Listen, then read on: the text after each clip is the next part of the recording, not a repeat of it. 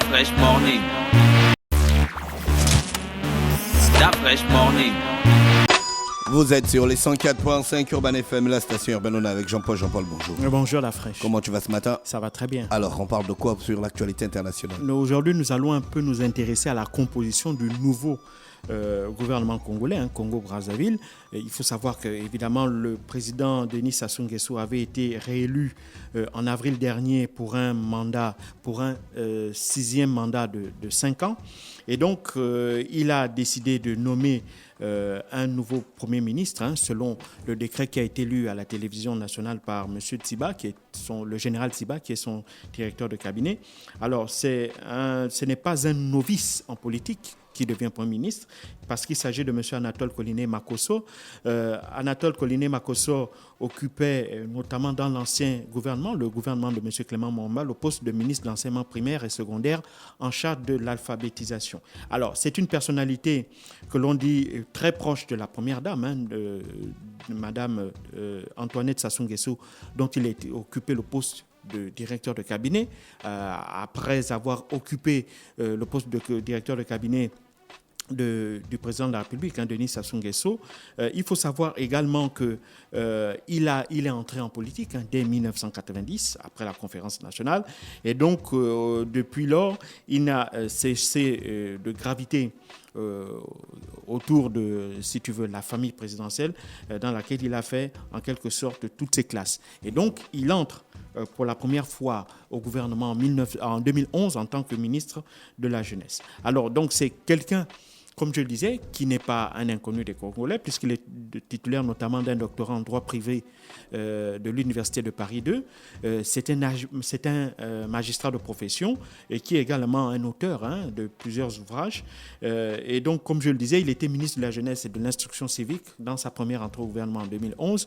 Et donc là, c'est quelqu'un qui, en comparaison avec son prédécesseur, déjà, il y a une chose qui frappe, c'est la jeunesse. Ils ont 20 ans d'écart. Donc là, on voit déjà véritablement la volonté affichée par le président Denis Sassou Nguesso de vouloir rajeunir, en quelque sorte, son gouvernement. Et donc, celui-ci a été chargé de mettre en œuvre, de constituer un nouveau gouvernement. Et ce gouvernement aura justement beaucoup de défis qui l'attendent.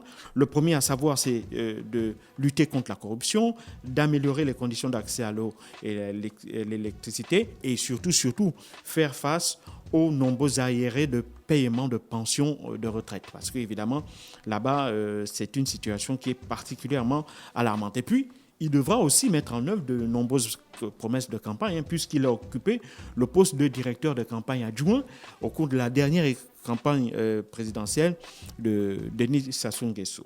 Alors, dans ce gouvernement-là, évidemment, ce qui frappe aussi, c'est déjà la constitution de ce gouvernement. Il y a 36 membres, dont 4 ministres d'État. On trouve aussi à l'intérieur de ce gouvernement-là 8 femmes. 11 personnalités font leur entrée dans cette équipe.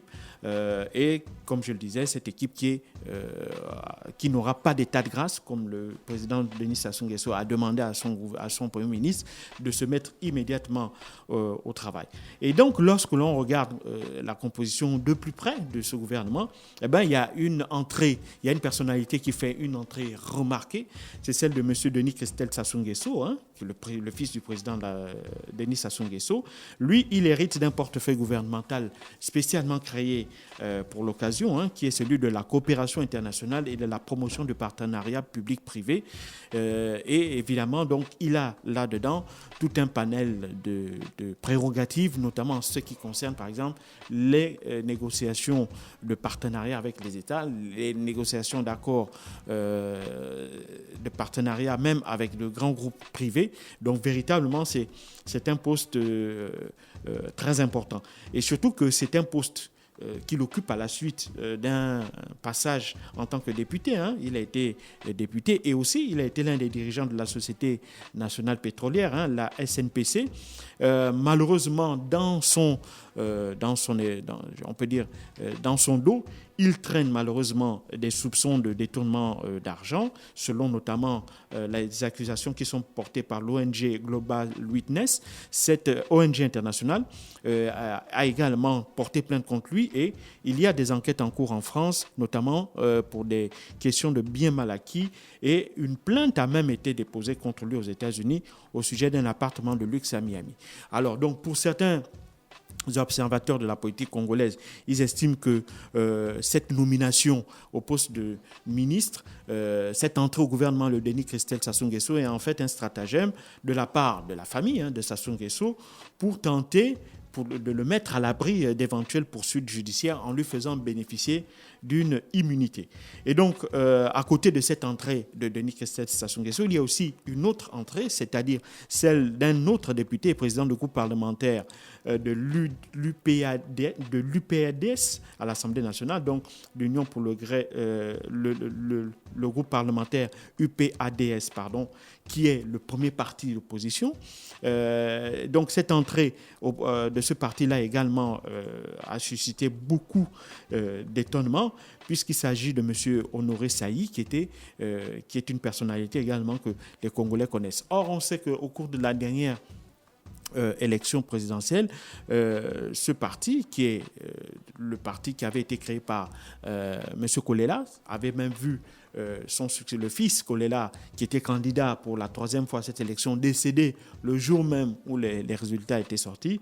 Alors, il semblerait que peut-être que cette ouverture vers l'opposition de la part du président Denis Sassou Nguesso vise à apaiser en quelque sorte, si tu veux, les militants de l'UPADS qui avaient été profondément marqués par le sort qui avait été réservé par leur président et surtout les conditions dans lesquelles celui-ci est disparu, puisque l'on sait officiellement qu'il est disparu, qu'il est mort des suites des complications liées à une infection au Covid-19.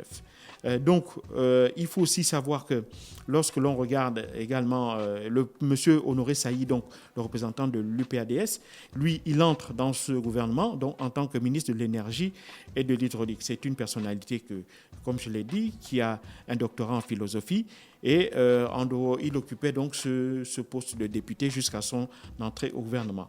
Alors, quelques autres personnalités qui ont également été mises dehors.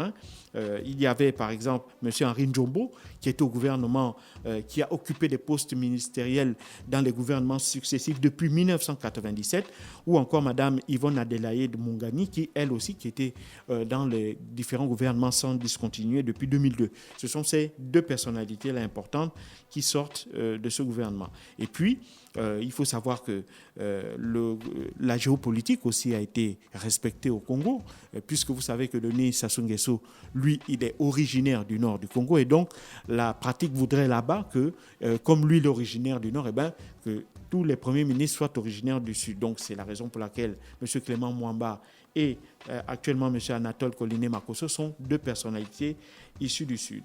Alors, le poste du ministère des Finances et du Budget revient à M. Rigobert Roger Andedi, qui est un cadre qui vient du milieu bancaire, qui lui aussi est originaire de la région du Nord, notamment dans la région qu'on appelle la Cuvette. C'est une région qui est proche de celle dont est originaire le président Denis Sassou Nguesso. Il faut savoir que Rigobert Roger Andeli avait déjà occupé ce poste de ministre des Finances entre 2002 et 2005. Et il y a aussi, comme je le disais, il y a aussi évidemment d'autres personnalités, mais ce sera assez long de revenir sur ces 36 membres-là. Par contre, comme je l'ai dit, en dehors de la lutte contre la corruption, le recherche de financement pour payer les arriérés des pensions de retraite, il y a aussi le problème de la dette qui embête le gouvernement congolais, puisqu'il faut savoir que la dette en 2020 du Congo-Brazzaville représentait environ 87% de son PIB. Et en plus, la pandémie de la Covid-19 est venue aggraver la situation, parce que vous savez que le Congo-Brazzaville, un peu comme le Gabon, est énormément tributaire de ses exportations de pétrole, qui représentent 85% des exportations. Depuis 2014, comme le Gabon, il y a eu une chute des cours des matières premières et cela a gravement impacté l'économie du Congo. Et donc, cela a amené depuis 2014 le Congo à être régulièrement en discussion avec les bailleurs de fonds, le Fonds monétaire et la Banque mondiale en tête, pour essayer de trouver un accord pour permettre au Congo de garder la tête hors de l'eau en lui permettant de bénéficier de financement et aussi en lui permettant de trouver des mesures d'allègement de sa dette qui est colossale.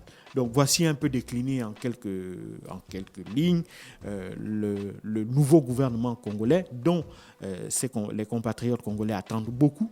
Parce qu'évidemment, comme je l'ai dit, un peu comme chez nous au Gabon ici, la situation liée à la pandémie du Covid-19 a fortement aggravé la situation économique et cela a eu un grave impact sur le plan notamment social. Merci Jean-Paul qui revenait donc sur l'actualité internationale ce matin sur les 104.5 Urban FM, la station urbaine dans le Da Fresh Morning. On reste connecté, on se retrouve juste derrière. Da Fresh Morning.